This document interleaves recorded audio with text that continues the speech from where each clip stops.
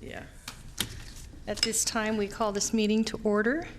And if the clerk would please call the roll, or we're not calling roll, or? I will call the roll. Commissioner Frost? Here. Commissioner Peters? Here. Commissioner Greenwood? Here. Commissioner Jones? Here. Commissioner Harrison? Here. We have a quorum. Okay, and our chair is running a little bit late this evening, I think, and so we'll proceed. And at this time, I wonder if everyone can please join me in the Pledge of Allegiance. I pledge allegiance to the flag of the United States of America and to the republic for which it stands, one nation under God, indivisible, with liberty and justice for all. Okay, and next item, please. Before we begin, I'd like to let the folks know that this meeting is being televised by Sacramento Metro Cable, Channel 14. The meeting was also going to be is a webcast live on Sac Metro TV and will be rebroadcast Saturday, March 10th at 2 p.m. and Monday, March 12th at noon on Channel 14. Thank you. And I do not have any public comment at this time, and I don't see anyone out there that would have public comment. So with that, we will move to the consent calendar. Does anyone have any items, questions about consent or items they want to pull? Madam Chair, I'd like to make one point of clarification. We have corrected minutes in front of you. The commissioner attendance list from the previous meeting incorrectly listed Chris Little. It should say Jack Harrison, so we'll read that to the record and make that change for you. Okay, and noting that change on consent. Madam Chair, I so move.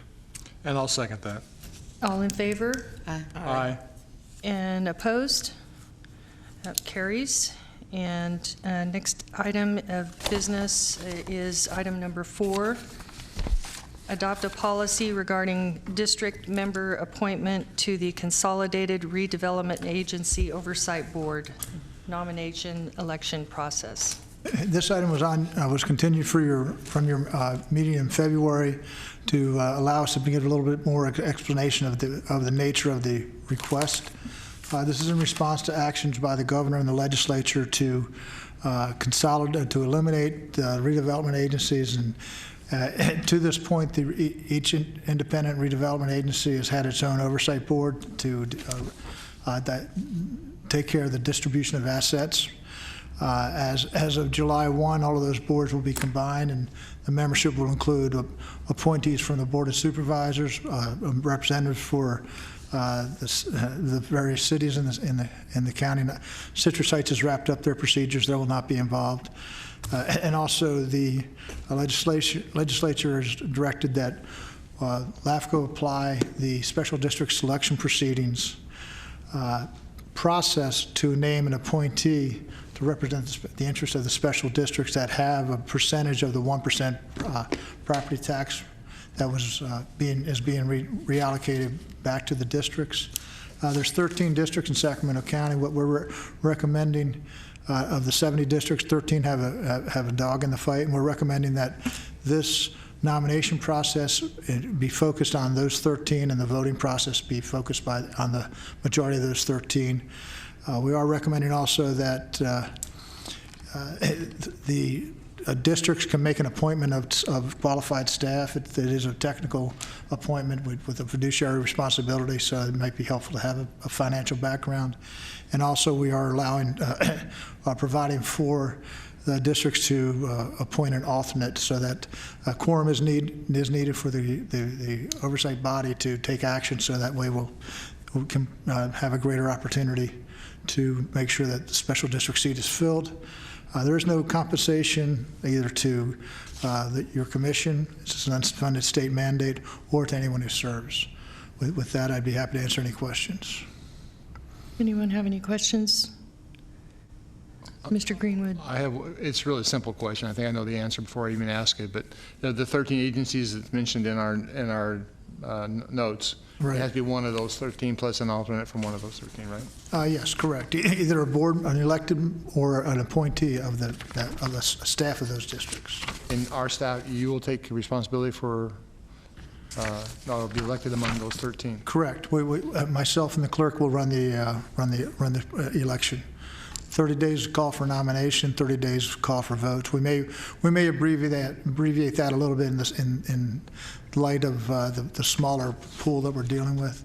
The appointments do have to be made by July 1. If the seat is not filled, then it defers to the appointment of the governor has the discretion to make an appointment. Okay. Yes. Just to clarify, then you anticipate in the next few days to send out the 30-day to open the nomination I period? would think probably mid next week we'll send something out. All right, thank you. Yes.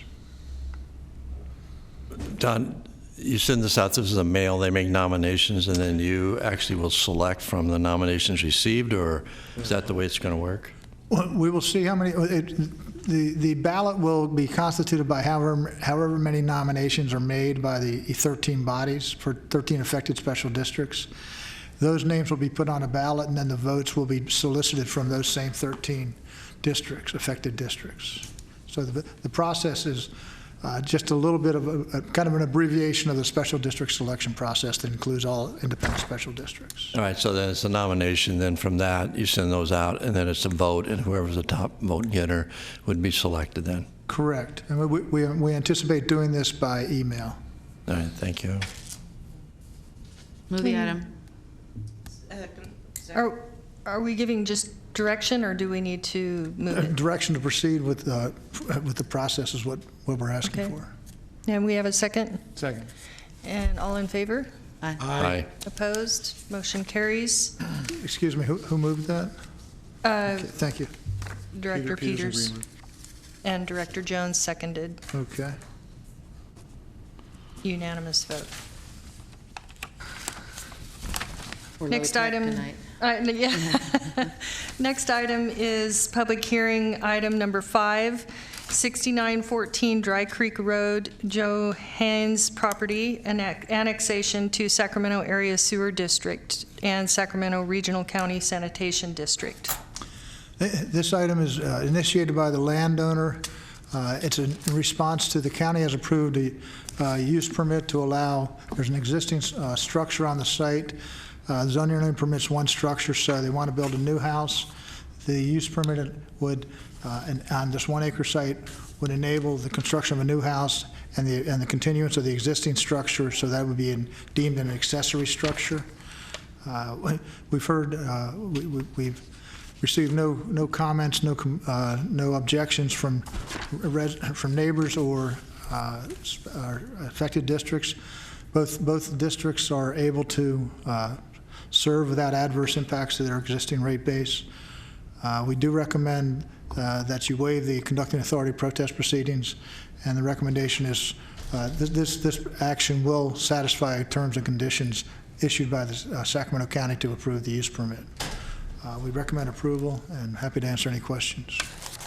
Any questions? Move staff recommendation. I'll second again. Okay, seconded by Director Greenwood, moved by Director Peters. All in favor? Aye. Aye. Opposed? Motion carries. And we move to item number 6, City of Folsom Sphere of Influence Amendment and Annexation for Proposed Corporation Yard. No action is recommended or required this evening. This is a public workshop to receive comments of your commission and members of the public regarding the proposal, which is initiated both by the landowner Aerojet Rocketdyne and the City of Folsom. You may recall that the commission in April of last year did approve an MOU for co-lead agencies between your commission and the City of Folsom. We're doing, the commission is the lead agency for CEQA purposes for the sphere of influence stage, and that's where we are right now. In the event it proceeds, and the City of Folsom would then pre-zone the site, and it would return here with an annexation request. So they would wear the hat once the pre-zoning occurs as lead agency. Right now, concurrent to this workshop this evening, it's being presented to the City of Folsom's Planning Commission as well. The comment period is open from February 5th through March 22nd. Any comments to be provided to me in writing, preferably email's fine, by 4 o'clock on the 22nd. We do have Ascent Environmental as the consultant working on this. Amanda, the principal for that, is here to make a presentation. I'd be happy to answer any questions, or we can go to the PowerPoint. Thank you. Good evening, Amanda. Good evening. Thank you for having me here tonight. As Dawn indicated, I'm Amanda Oligzul, and I'm a principal with Ascent Environmental. We are assisting the City of Folsom and LAFCO in the preparation of the EIR and that process. You'll see here that we have 2 title slides because as Dawn indicated, the city is also presenting the same presentation before their Planning Commission body. My project manager on the project, Elizabeth, is up there presenting. We're going to tell her this was a packed audience, and because it's a silent competition between us. But that said, Dawn covered the co-lead agency status associated with this project, and we also have co-applicants who brought forward these discretionary actions, including the City of Folsom and the property owners of Aerojet Rocketdyne. So tonight's meeting is the purpose of which is to receive comments from the public and from the Commission on the environmental impact analysis provided in the EIR. What we hope to cover tonight is a brief overview of the project, an overview of the results of the environmental impact report, and the next steps in the process.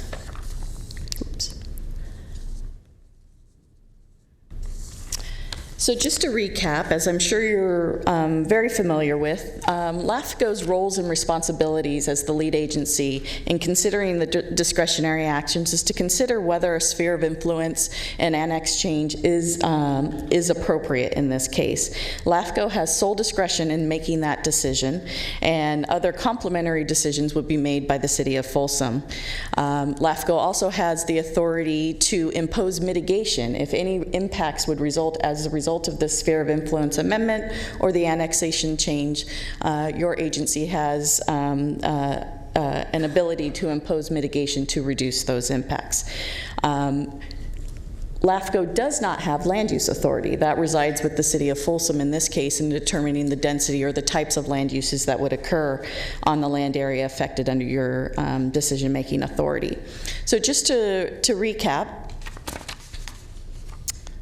I think this keeps bumping up on its own, so we'll try and leave it alone here. The sphere of influence is an area of where services are to be provided and within a 20-year planning horizon.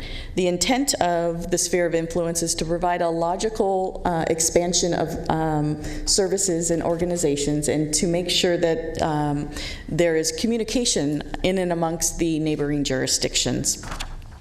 The other discretionary action under consideration tonight is, or let me back up here. In addition, on the sphere of influence amendment, LAFCO must consider the implications of its actions, whether approval of an amendment would result in any environmental impacts or any changes or affect the ability of you to manage open space resources and agricultural resources within the county.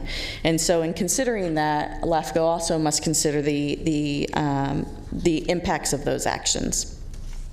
The other actions under consideration tonight are annexation, and which is the inclusion, attachment, or addition of territory in the city or district, detachment, as well as reorganization. The entitlements before LAFCO include amendment of the sphere of influence, as well as annexation and detachment, and we'll cover which agencies are within those. Now, the City of Folsom's roles and responsibilities primarily pertain to the land uses of the site. Once the sphere, if it's approved, the city would then consider whether to modify its general plan and modify the land use categories for the site under that, for the site, consider whether to pre-zone the site, and consider whether to initiate annexation activities for the site. So just want to take a few minutes to review the project. The project site consists of approximately 58 acres of land just south of the city limits on the southwestern corner of the city of Folsom in the unincorporated area of Sacramento County. It is just south of White Rock Road and outside of the city's or the county's urban services boundary. The site, this is zoomed in a little bit more, the site is outlined in red. The surrounding land uses include the Prairie City State Vehicular Recreation Area, which is an off-highway vehicle park. And to the north, it includes the Folsom Plan Area Specific Plan project area. This is a project that was approved back in 2011, and development is underway at various stages throughout that large master planned community. And so ultimately that area would convert to more urban uses.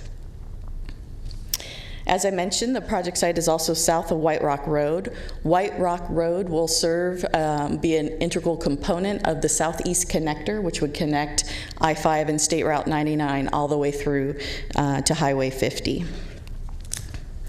So just a few pictures of the site. It is undeveloped grasslands with some electrical transmission facilities transitioning through the site. It's relatively homogeneous in its state, and it's pretty typical of the surrounding land area near the site.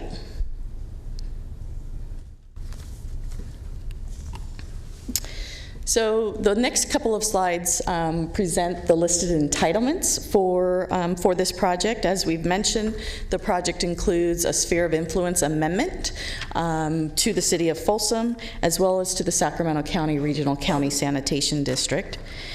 It also includes various reorganization actions, including annexation to the City of Folsom and Sac Regional, as well as detachment from the Sacramento Metropolitan Fire District, County Service Area Number 1, detachment from the Wilton-Consumnes Park and Recreation Area, and detachment from the Slough House Resource Conservation District. The entitlements that the city will be asked to consider is a general plan amendment. Currently, the site is under the county's authority, and so it would change it from the county's land use designations of general ag 80 acres to public and quasi-public uses. It would also consider pre-zoning the site from county zoning requirements to an industrial pre-zoning designation, as well as annexation to the City of Folsom. So just a reminder, the project is a city and landowner initiated development. It primarily stems from the fact that the City of Folsom has conducted a needs assessment for their city corporation yard facilities. In that needs assessment, the city determined that they are operating in deficient conditions and would be even in greater deficient conditions as the city continues to grow and develop, especially considering the Folsom Plan Area project that was approved. As a result of that, because their needs are deficient, they've engaged in a process to identify alternate solutions or expanded operations within the city boundaries. And we'll talk a little bit more about that when we get to the alternative analysis, but what that study revealed is that there are no feasible properties within the current city limits that could meet the city's long-term corporation yard needs. Just to read a little bit more about the site, the total site acreage is approximately 58 acres. However, the developable portion of the site, which is shown in yellow on the map, is approximately 36 acres. 16 acres of the site are encompassed by the Southeast Connector right-of-way, which is shown in purple. And then the site also includes a realignment of Scott Road to match the circulation needs of the Southeast Connector, and that is shown in gray, so it would realign Scott Road to connect to White Rock Road through the bottom portion of the site. In addition, through coordination with Prairie City and surrounding landowners, there will be an easement also provided to provide direct access to Prairie City, and that is in the darker green on your screen. Now, we have engaged in the CEQA environmental review process, and as part of that process, CEQA requires lead agencies to develop project objectives, what is to be achieved by this project. And the purpose of the project objectives are also to help define alternatives to the project, whether there are alternatives that can reduce or avoid the significant impacts of a project. So these two slides present the objectives of the project as presented in the draft EIR, the first of which is to provide the city a new corporation yard site that will rectify many of the current deficiencies that are ongoing within the city, including improving operational efficiencies, minimizing land use conflicts, minimizing unproductive travel time. In addition, the city would like to remove the current corporation yard uses that are located in the central city in the historic district and to minimize those potential land use conflicts. LAFCO's objective are to implement consistently and with the Cortese-Knox-Hertzberg Local Government Act in order to make sure that appropriate decisions are being made with regards to reorganization. And the city would also like to establish a corporation yard site that can serve the city for the long term, that while at the same time minimizing environmental impacts. The EIR that was prepared for the project is a program level EIR. Right now, the city anticipates that development of the corporation yard would occur within 5 to 7 years. So at this time, the specific design of buildings on the site are not known.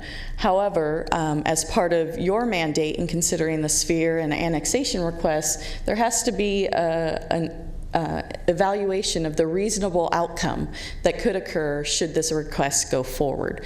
And so the city put forward a variety of assumptions on what that corporation yard would look like, including the number of employees, the number of vehicles, the daily operations, as to meet existing needs as well as future growth needs throughout the city. That program level EIR has provided an impact by impact evaluation for all resource areas, in addition to considering the amendment request and the sphere of influence amendment request and annexation. So just a little recap, the EIR is not meant to take sides. It doesn't decide one way or another what's good for the site. It's meant to disclose information to decision makers on the potential environmental impacts and consequences of a particular action. Where impacts are identified, an EIR and CEQA requires that mitigation be identified to reduce or avoid those significant impacts. But above all, it's a public informational process. The EIR is not intended to require project denial if significant impacts are identified. CEQA allows that impacts can occur with certain overriding considerations, and we'll talk about the environmental impacts here. So the environmental impact report is a full scope environmental impact report covering the full breadth of environmental topics outlined in CEQA. In the process of preparing the EIR, it was determined that for 5 resource areas, no significant impacts would occur, and those impacts were scoped out through the introduction of the EIR, and they include geology and soils, land use, mineral resources, and public services. For the remainder topics listed on your screens, a full detailed analysis was provided for those issues. To summarize, there were 5 resource topics where significant and unavoidable impacts would occur. The first of which is aesthetics. The project site is undeveloped, grasslands in a relatively undeveloped area. While it's transitioning to an urban development for areas to the north, conversion of the site from undeveloped lands to a more industrial landscape could be determined to be a significant visual impact. A portion of Scott Road is identified as a scenic roadway, and so changes of views from that roadway were determined to be potentially significant. Mitigation was incorporated in the EIR to reduce those impacts where feasible, including requirements and performance standards for site design, screening, setback, as well as lighting standards. But in the end, the EIR concluded that those mitigation components could not reduce the impacts to a less than significant level. The next topic is agriculture and forestry resources. The project site qualifies as farmland, important farmland, under LAFCO's provisions. As a result, the removal of that farmland and conversion to industrial uses would be a significant impact. Mitigation was included consistent with Sacramento County's requirements to preserve farmland at a 1-to-1 ratio.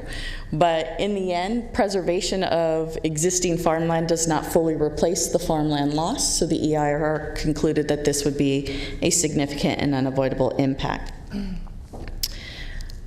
Biological resources is another issue that was determined to have one potentially significant and unavoidable impact, and that was with regards to the loss of foraging habitat, primarily pertaining to raptors and Swainson's hawk. Again, similar to farmland, mitigation was incorporated to require preservation and conservation easements of an equal amount of land to serve the needs of foraging habitat. However, it would not fully replace lost land, and so the impact was determined to be significant and unavoidable. It should be noted that Sacramento County is in a process of preparing and has released the draft Sacramento County Habitat Conservation Plan. The project is not a covered entity under the plan. The site is not identified as a preservation site. And should this site go to the city of Folsom is not a participating agency under the plan. Nonetheless, the mitigation recommended for the project was developed consistent with the county's mitigation requirements for Swainson's hawk mitigation and applicably the South Sacramento County Habitat Conservation mitigation components as they're currently drafted. The next issue is regards to energy. Energy infrastructure would need to be extended to the site across White Rock Road. SMUD is currently in the process of designing its energy infrastructure associated with development of the Folsom Plan area. They have not yet determined what all of the specific needs are associated with that development and surrounding development.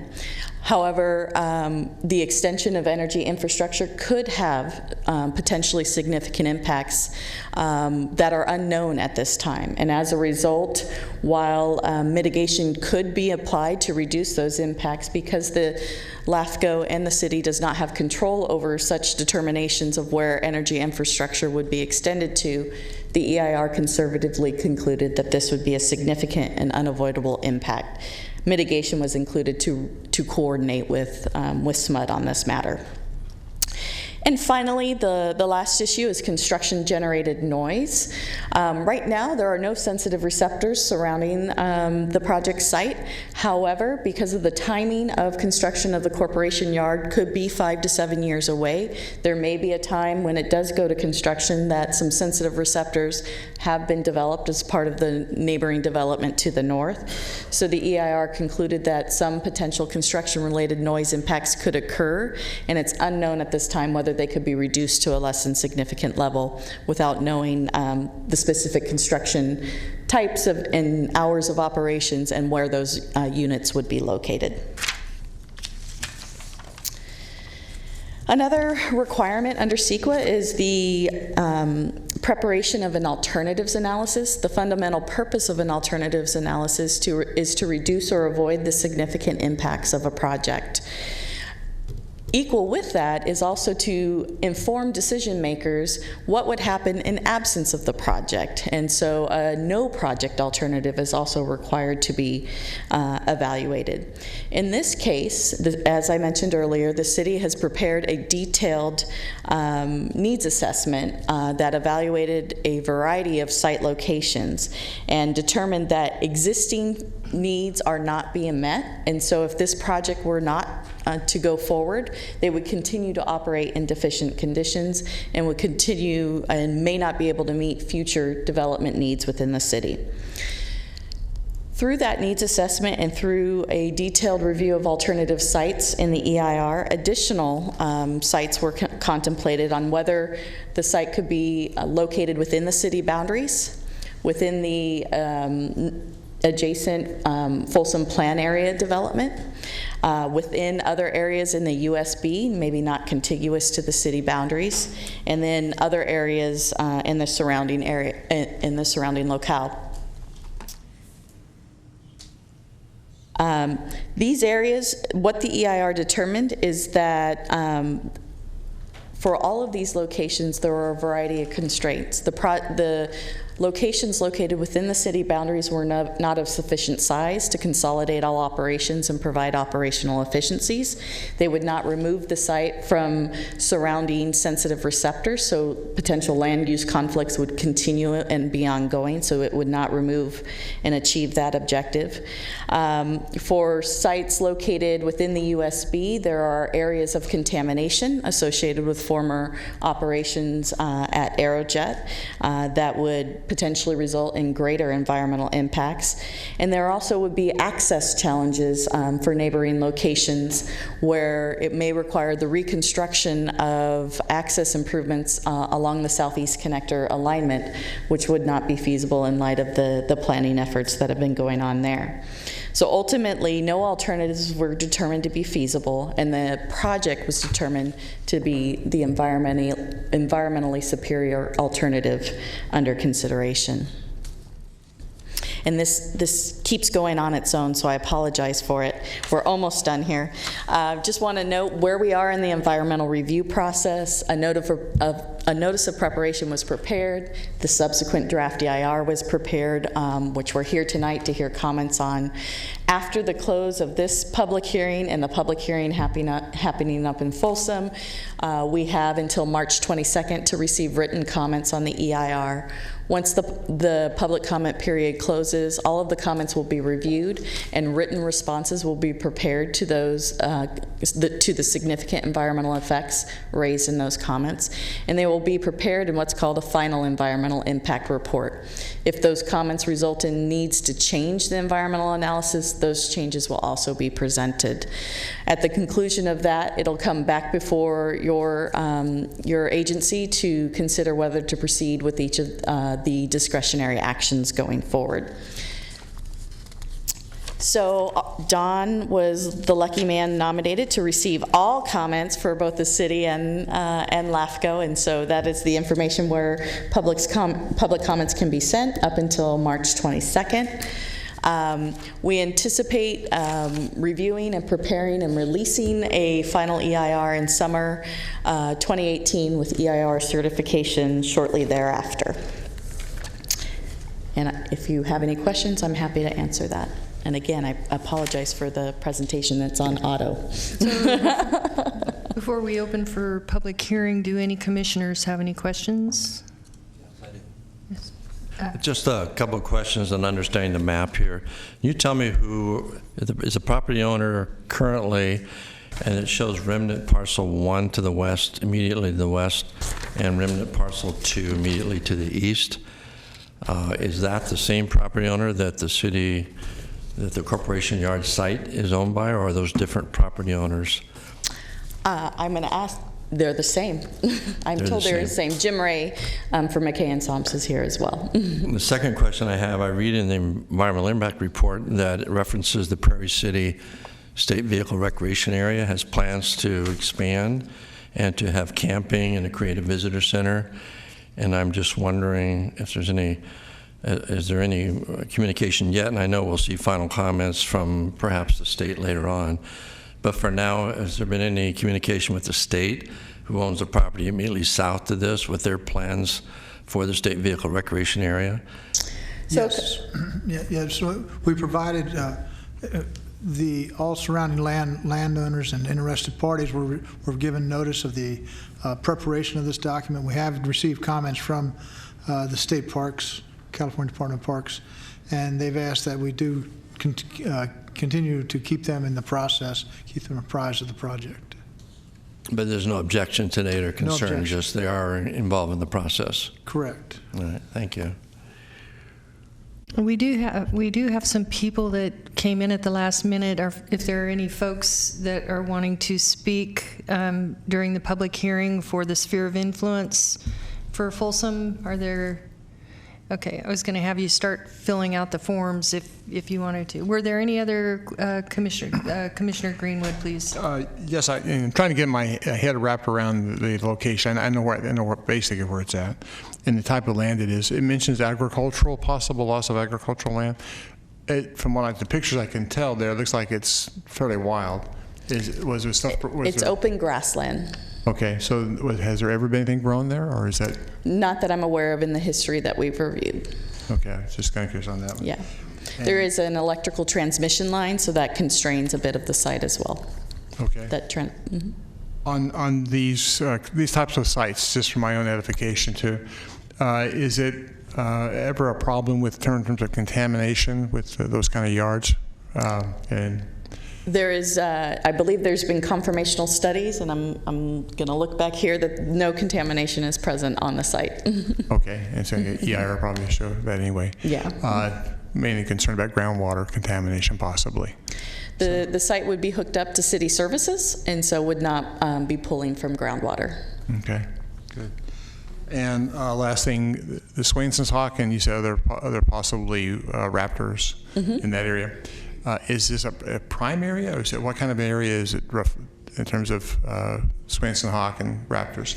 It's not designated as such as a preservation area, but it is open grasslands, which meet the qualification for raptor foraging habitat. Possible. Or No, it meets the requirements. Actual. Yeah. Okay. Okay, that concludes my questions. Any other comments or questions from commissioners? And at this time, I'll call for any public comment on this item. I'm sorry, I did have one other question. Sure. Your current site that you're going to be abandoning and moving to this one, how big is that site compared to this one? So there are multiple sites. There's Okay. one primary, so there's a couple satellite sites, and there's one primary site, and 12 acres is Okay, wow. the primary site. And so it would be expanded. It would consolidate some operations from other areas So the within sum the total of city. the other sites is 12 acres, is that correct? Or No, that's just the primary site. primary site, gotcha. Okay, thank you. Any other comments or questions? And I do not have any requests for public comment, and I do not see any requests coming down the stairs. So we'll close the public comment and ask for, this is just an information item, so do you need anything from us? Just close the public hearing, I would Okay, recommend. we'll close the public hearing. Open and close the public hearing. And our next item is questions and announcements from our executive officer. I have no comments this evening. Do we have any comments by commissioners? No comments? This meeting is adjourned.